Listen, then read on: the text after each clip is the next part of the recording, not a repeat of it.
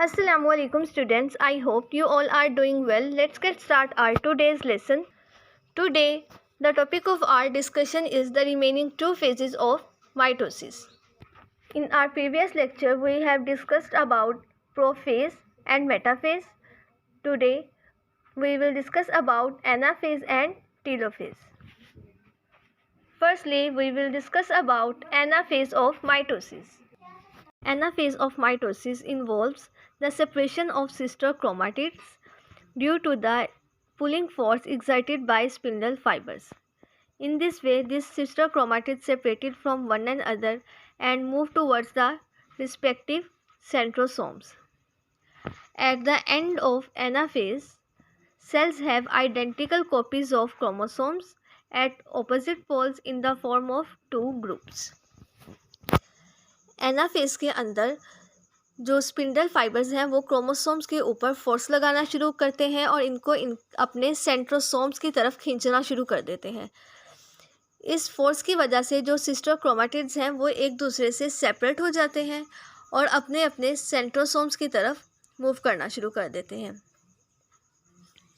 अब इन sister chromatids को हम सिस्टर क्रोमोसोम्स कहेंगे। जब दो क्रोमेटिड एक ही सेंट्रोसोम के साथ जुड़े हुए हों तो उनको कहते हैं सिस्टर क्रोमेटिड।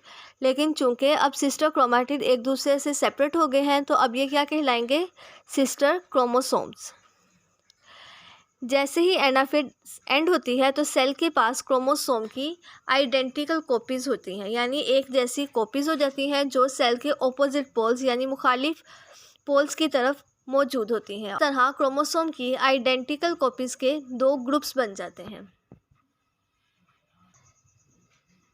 जैसे आप लोग डायग्राम में देख सकते हैं, ये मेटाफेज स्टेज है जब क्रोमोसोम सेल के सेंटर में अरेंज हो गए थे और मेटाफेज प्लेट बना दी थी। स्पिंडल फाइबर्स क्रोमोसोम्स के काइनेटोकोर के साथ अटैच हुए और क्रोमोसोम को सेंटर में अरेंज कर दिया during metaphase. But in anaphase these sister chromatids separates from one another due to the pulling force exerted by spindle fibres. Anaphase में जो स्पिंडल फाइबर्स हैं वो सिस्टर क्रोमेटिड जो पहले सेल के सेंटर में अरेंज थे उन्होंने सिस्टर क्रोमेटिड पर फोर्स लगानी शुरू की इस डायरेक्शन में, और इस तरह से जो सिस्टर क्रोमेटिड से वो एक दूसरे के साथ सेपरेट हो गए। इस साइड वाले स्पिंडल फाइबर्स जो थे उन्होंने क्रोमोसोम्स पर इस साइड पे फोर्स लगानी शुरू कर दी, जबकि जो राइट साइड पर स्पिंडल फाइबर्स हैं उन्होंने सिस्टर क्रोमेटिड्स पर राइट साइड में फोर्स लगानी शुरू कर दी। तो इस तरह से सिस्टर क्रोमेटिड्स एक दूसरे से सेपरेट हो गए और अपने अपने सेंट्रोसोम की तरफ मूव करना शुरू कर दिया। तो इस तरह एनाफेज की जो लास्ट स्टेज है उसमें क्रोमोसोम्स दो ग्रुप्स में डिवाइड हो गए और सेल के पास क्रोमोसोम्स की आइडेंटिकल कॉपीज़ आ गई, यानी एक जैसी कॉपीज़ आ गई। ये दोनों क्रोमोसोम्स की कॉपीज़ हैं और जो कि आइडेंटिकल हैं, बिल्कुल एक जैसे हैं और सेल के ऑपोजिट पोल्स पर मौजूद हैं। Now we will talk about telophase.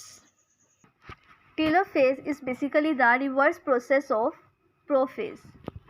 In telophase nuclear envelope forms around the each set of chromosomes.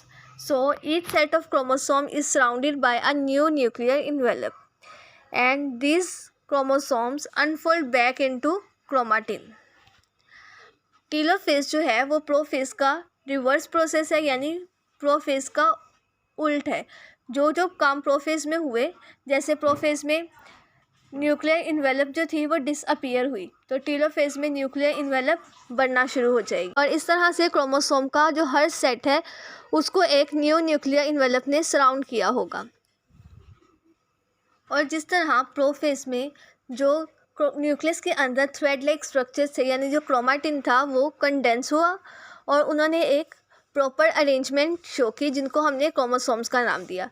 लेकिन जो टीलोफेज है वो प्रोफेज का उल्ट प्रोसेस है, यानी प्रोफेज का रिवर्स प्रोसेस है। तो इसमें जो क्रोमोसोम्स हैं वो दोबारा से अनफोल्डिंग होगी उनकी और वो क्रोमेटिन की शक्ल इख्तियार कर लेंगे, यानी जो क्रोमोसोम्स की एक प्रॉपर अरेंजमेंट आई हुई है वो अरेंजमेंट ख़त्म हो जाएगी और वो दोबारा से थ्रेड लाइक स्ट्रक्चर्स की फॉर्म में न्यूक्लियस में मौजूद होंगे।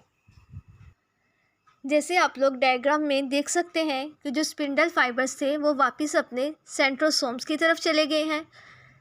जो हमारे पास सेट आए थे क्रोमोसोम्स के, उन सेट के सराउंडिंग में न्यूक्लियर इन्वेलप बनना शुरू हो गई है और जो क्रोमोसोम्स थे उनकी अनफोल्डिंग स्टार्ट हो गई है और उन्होंने क्रोमैटिन की शक्ल इख्तियार करनी शुरू कर दी है। These all steps involve in telophase that the spindle fibers moves back towards their respective centrosomes and a new nuclear envelope starts to form around each set of chromosomes, and in this way both sets of chromosomes are surrounded by a new nuclear envelope and this chromosome starts to unfold back into chromatin. Here the nuclear division, that is karyokinesis, is completed, but cell division has one more step to complete. यहाँ पर जो karyokinesis थी, यानी जो karyokinesis के हमने 4 steps पढ़े थे, प्रोफेज, मेटाफेज, एनाफेज और टीलोफेज, वो चारों स्टेप्स कंप्लीट हो गए हैं, लेकिन अभी सेल डिवीज़न नहीं हुई, जबकि जो न्यूक्लियस है वो डिवाइड हो चुका है। Mitosis is a process of cell division that makes possible regeneration of body parts.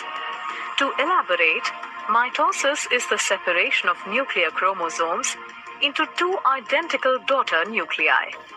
It is divided into 4 key phases: prophase, metaphase, anaphase, and telophase. An additional phase called cytokinesis occurs after the complete nuclear division. Before a dividing cell enters mitosis, it undergoes a period of growth and rest. This period is called interphase.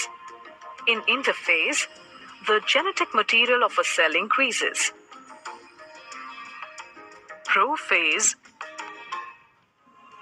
During prophase, the chromatin condenses and becomes short and thick to form chromosomes. Each chromosome has 2 sister chromatids joined together at the centromere. The nucleolus disappears and the nuclear membrane starts to break down. The centrosomes, each with a pair of centrioles, move apart to the opposite poles, forming a spindle between them. Metaphase. During metaphase, microtubules of the spindle interact with chromosomes. This causes the chromosomes to move and align along the middle of the cell or the equatorial plate. Sister chromatids are held at the centromere, confirming the presence of protein structures called kinetochore at the surface. The kinetochore holds the chromosomes and attaches them to the spindle. Anaphase. During anaphase, the sister chromatids separate at the kinetochores, and the daughter chromosomes, along with the divided centromere, move towards the opposite poles as the microtubule shortens.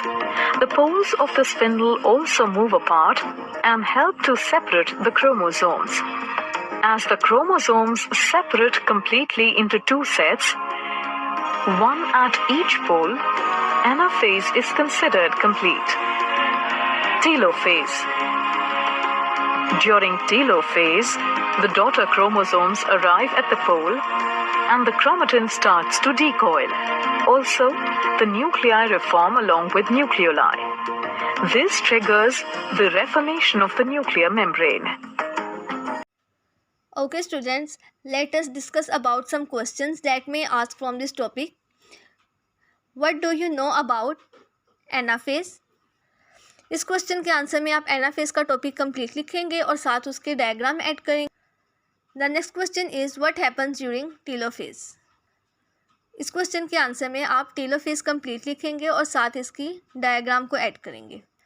Urdu medium के students इस question के answer किस तरह से देंगे? सबसे जो पहला सवाल था वो था कि एनाफेज के बारे में आप क्या जानते हैं, तो आप लोग इसमें एनाफेज कंप्लीट लिखेंगे और साथ इसकी डायग्राम बनाएंगे. हमारा जो अगला सवाल था वो था कि टीलोफेज किन मराहिल से होकर गुजरती है, या टीलोफेज के बारे में आप क्या जानते हैं. तो इस सवाल के जवाब में आप टीलोफेज कंप्लीट लिखेंगे और साथ इसकी डायग्राम बनाएंगे.